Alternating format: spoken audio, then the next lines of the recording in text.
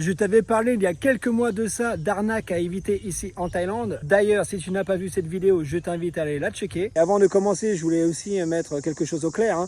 Là, je te fais une vidéo sur 10 arnaques que tu peux trouver en Thaïlande. Mais dans 99% des cas, tu n'auras aucun problème. La Thaïlande, c'est un pays sécurisé. Les gens sont adorables. Il n'y a pas de violence, comme tu peux voir actuellement en France. Parce que moi, plus je regarde les news en France et plus je me dis que c'est n'importe quoi. La Thaïlande, c'est un pays qui est extraordinaire. Sinon, je ne serais pas là. Donc, c'est juste une vidéo préventive au cas où. C'est toujours mieux d'être préparé. Vaut mieux prévenir que guérir. Donc voilà, allez, c'est parti. Je t'avais parlé des taxis-metteurs, comme quoi dans certains cas, les chauffeurs ne veulent pas mettre le metteur. Alors, dans cette situation, il faut toujours refuser et prendre un autre taxi. Je fais un petit rappel parce que ça fait toujours du bien. Ils sont obligés par la loi de le mettre. Mais il y a toujours certains petits filous qui ne le font pas. Donc voilà, si ça t'arrive, tu te casses. Et bien maintenant, il y a une autre arnaque. Alors tu montes dans le taxi, il met le metteur, mais par contre, en chemin, il va te dire que le metteur est cassé, qu'il ne fonctionne pas. Donc c'est une nouvelle arnaque que tu peux trouver ici en Thaïlande. Le problème, c'est que tu es déjà en route et tu peux pas te barrer comme ça. Ce qu'il faut faire, c'est qu'une fois que tu montes dans le taxi, eh bien tu regardes le metteur. Celui-ci est censé augmenter de 2 bahts à partir du premier kilomètre. Donc si tu vois que tu as fait 5-6 km et que tu es toujours à 35 bahts, c'est qu'il y a une petite couillasse. Dans ce cas-là, eh bien, tu dis au chauffeur de s'arrêter et tu descends.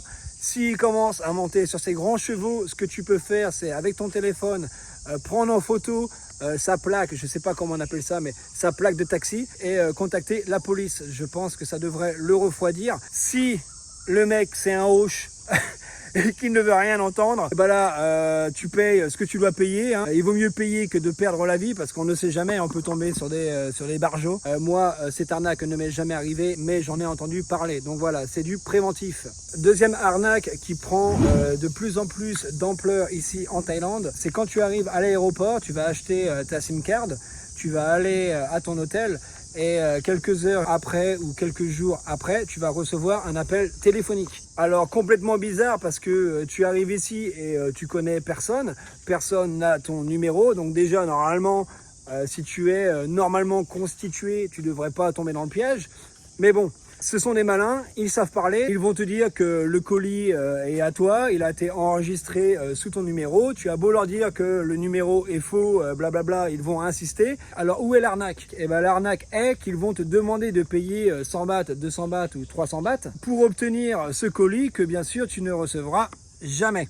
La solution à cette arnaque, elle est aussi facile que de commander un pad thai ici en Thaïlande, c'est de ne répondre à personne. Moi, je suis ici depuis des années. Si on m'appelle et que je ne connais pas le numéro ou que c'est en masqué, je ne réponds pas. Donc voilà, il n'y a pas plus simple que ça. C'est tout simplement de ne pas répondre à son téléphone. Alors, la troisième arnaque qui est en vogue actuellement en Thaïlande, c'est aussi par téléphone. Merci la technologie, mais cette fois, ça va être par SMS.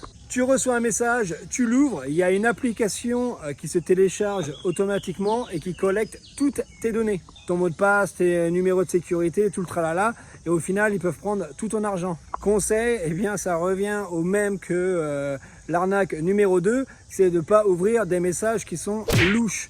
Si tu vois des messages en thaïlandais et tu n'as aucun compte ici en Thaïlande, aucun business ou quoi que ce soit, tu ne les ouvres pas. Un autre truc aussi, ne pas cliquer sur des liens. Il y a une nouvelle arnaque qui prend de l'ampleur ici en Thaïlande qui se passe avec les banques. Tu reçois un message sur ton téléphone, tu cliques sur un lien et puis là, tu donnes accès à tes comptes bancaires, à je ne sais qui et tu peux perdre tout ton argent. Donc il faut faire vraiment très attention. Ne jamais répondre à un appel téléphonique d'une personne qu'on ne connaît ni d'Adam ni d'Ève. Et puis les SMS, si c'est louche, eh ben c'est pareil, tu les effaces directement. La quatrième arnaque qui est en vogue actuellement en Thaïlande, ce sont les réservations en ligne. Il y a plein de sites, il y a plein d'offres, tout est en ligne, donc c'est super simple de réserver un appartement, un hôtel, une villa avec piscine ou n'importe quoi. Et c'est du coup tout aussi simple aux escrocs pour se faire un petit billet. Tu surfes en ligne et tu trouves l'occasion de l'année. Une villa bien moins chère que sur Booking.com ou Agoda pour ne citer que.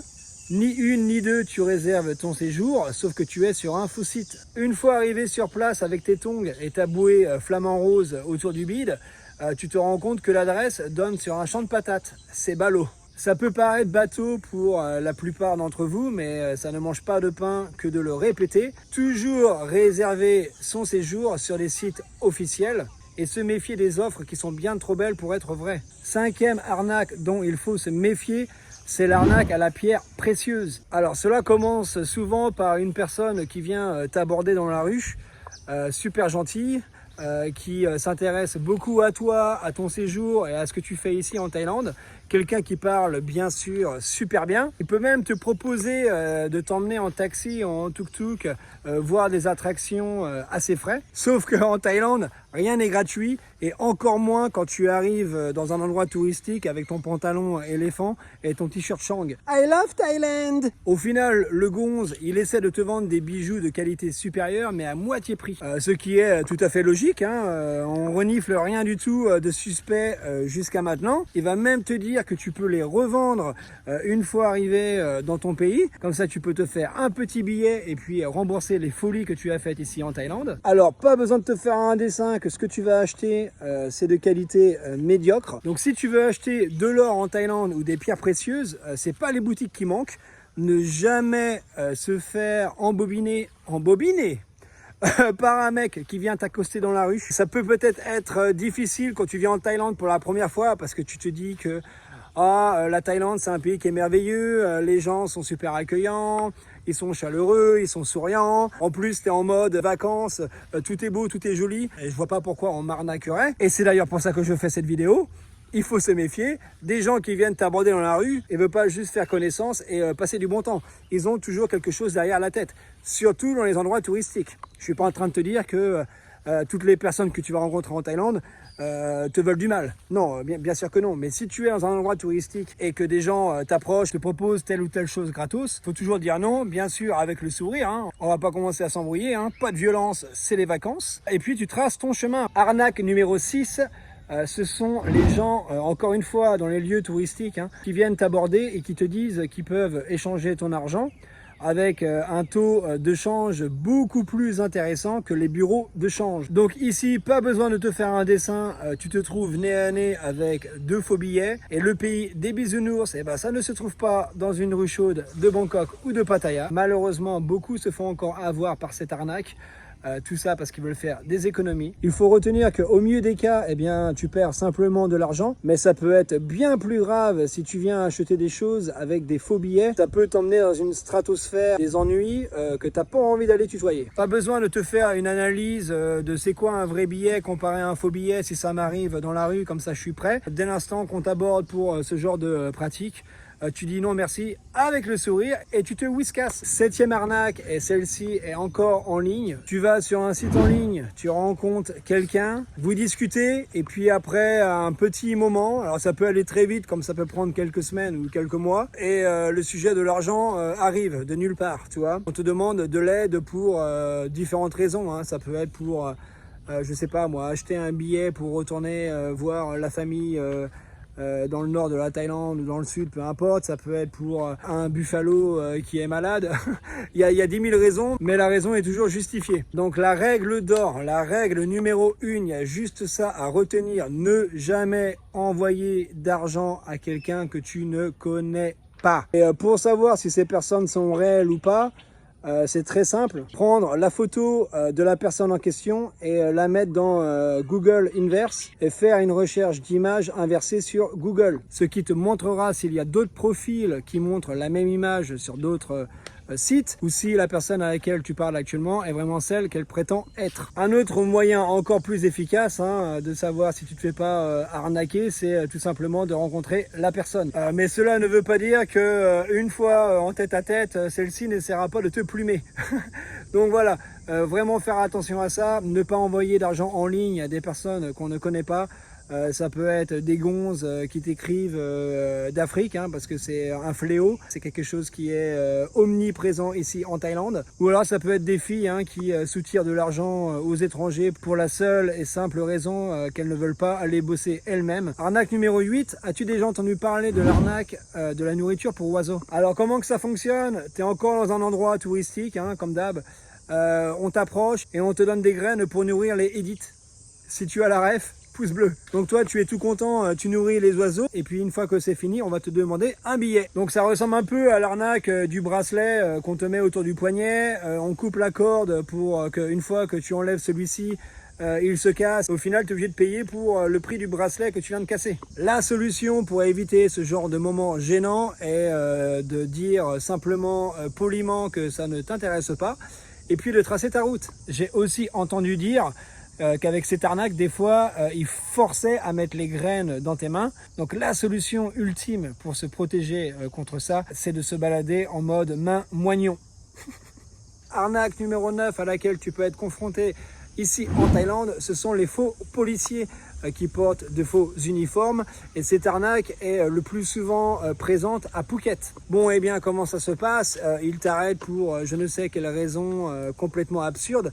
Et puis, il te demande de payer une amende. Et bien sûr, tu dois la payer sur place. Tu ne dois pas aller au poste de police. Donc ça, c'est arnaque à 3000%. Toujours payer ses amendes au poste de police. J'ai d'ailleurs une histoire par rapport à ça. Alors, c'est un mec qui vient de Suisse. Il s'appelle Alan. Il s'est fait arrêter dans la rue par un faux policier qui disait qu'ils avaient intercepté un colis qui était à son nom avec du matériel criminel et qui pensait que Alan faisait partie d'une bande criminelle. Alors je sais, ça fait beaucoup de fois le mot criminel, mais franchement, c'est criminel. On lui a dit qu'il devait payer 200 000 bahts, qui correspond environ à 5 400 €. Sinon, il allait en tôle pendant 10 ans. Bien sûr, par la suite, il s'est avéré que cette personne était un faux policier. Mais ce qu'il faut retenir de cette histoire, c'est qu'on ne paye aucune amende sur le tas. Au moins que tu te fasses arrêter, je sais pas moi, par les flics sur la route et puis on te demande 100 bahts pour avoir la paix, bon bah ça tu peux le faire parce que 100 bahts est toujours moins cher qu'une infraction à 400 bahts pour non-port du casque par exemple. Mais dès l'instant qu'on te demande des sommes astronomiques, 1000 €, 2000 €, 3000 €, il est hors de question de payer dans la rue. Tu demandes d'avoir une amende papier et tu vas au poste. Et la dernière arnaque, l'arnaque numéro 10, ça va être les additions gonflées. Personnellement, c'est une arnaque qui m'est déjà arrivée. Tu as 3 coups dans le nez, tu reçois ton addition et puis au final tu te rends compte qu'on t'a rajouté une bière ou deux. Manque de peau, je savais ce que j'avais bu, je sais toujours ce que j'ai bu, à peu près. Donc je me suis pas fait avoir. Mais voilà, toi si tu viens en Thaïlande pour la première fois, ou même si c'est pas la première fois, c'est quelque chose à laquelle il faut faire attention. Encore une fois, ça n'arrive pas tout le temps, hein, c'est rare. Dans les bars, en général, ce qui se passe, c'est que tu as une sorte de porte-crayon avec un petit papier à l'intérieur. Et ce papier, en fait, c'est c'est ta note. Hein. À chaque fois que tu reprends un verre, eh bien, on te rajoute par écrit ce que tu as bu. Donc, ce qu'il faut faire, hein, moi, c'est ce que je fais à chaque fois. C'est, voilà, on me donne mon addition, je regarde le papier, et puis je regarde si on m'a pas rajouté une bière en plus ou un verre en plus. Et puis comme ça, tu es tout bon. Alors pour ce qui est des restaurants, c'est plus souvent une erreur qu'une arnaque, parce que souvent, ce sont des quiches avec les calculs. Donc ils peuvent faire des erreurs, donc c'est toujours bien de double-checker. Et puis pareil, hein, de vérifier si on t'a pas rajouté un truc en plus. Dans les endroits touristiques, ça peut aussi arriver avec la monnaie, étant donné que tu connais pas très bien les billets et les pièces. Alors toujours essayer de bien se familiariser avec justement l'argent du pays auquel tu vas. Parce que ça peut arriver que voilà, un tuk-tuk, quelqu'un de mal intentionné te rende la mauvaise monnaie pour se faire un billet de plus. Donc une petite solution à ça, c'est ce que je viens de dire, se familiariser avec la monnaie locale et puis d'avoir aussi son téléphone avec une application convertisseur de monnaie. Et puis la calculette, au cas où. Voilà pour 10 arnaques auxquelles tu peux être confronté ici en Thaïlande. Donc cette vidéo a pour but d'être préventive. Cela ne veut pas dire que tu vas te faire arnaquer. Cela ne veut pas dire que les Thaïlandais sont des arnaqueurs nés. Ne va pas croire après cette vidéo que la Thaïlande fait peur et que tu veux pas venir parce que tu te dis qu'il y a trop d'arnaques. Les arnaques que j'ai citées ici, tu peux aussi les retrouver dans d'autres pays du monde. Voilà, si tu es encore là, c'est que tu es un bon. N'oublie pas de t'abonner, de liker, de commenter. Moi, je te revois très vite pour de nouvelles aventures. En attendant, porte-toi bien. Ciao, poto!